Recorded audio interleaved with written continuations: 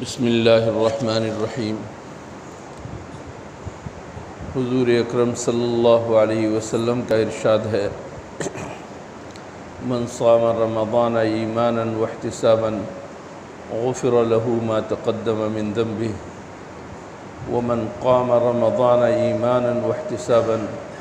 غفر له ما تقدم من ذنبه ومن قام ليلة القدر ایمانا واحتسابا غفر له ما تقدم من ذنبه۔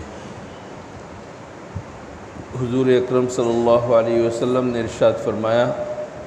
جو شخص رمضان کے روزے رکھے اس کے پچھلے سارے گناہ معاف ہو جائیں گے۔ جو شخص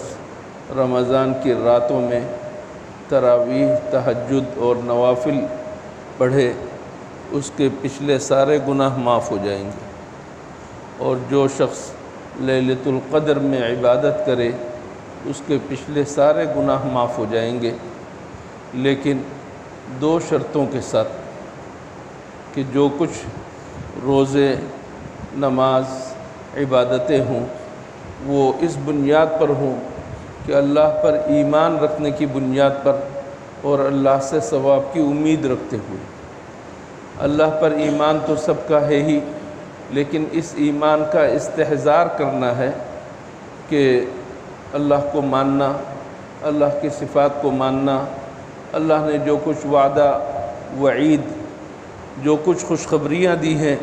اہل ایمان کے لیے ان کو ماننا، اور جو کچھ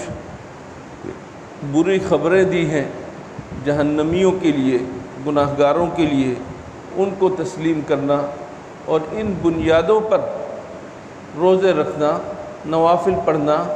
اور لیلۃ القدر کی عبادت کرنا اگر پایا جائے، اللہ سے ثواب کی امید رکھ کر اگر یہ کام ہو تو یہ فائدہ مند ہے اور سارے پچھلے گناہ معاف ہو جائیں گے۔ صرف دیکھا دیکھی ہو، ریاکاری ہو، نمود و نمائش ہو، لوگوں کو دکھانے کے لیے ہو، اور اگر لوگوں کو دکھانے کے لیے نہ بھی ہو، صرف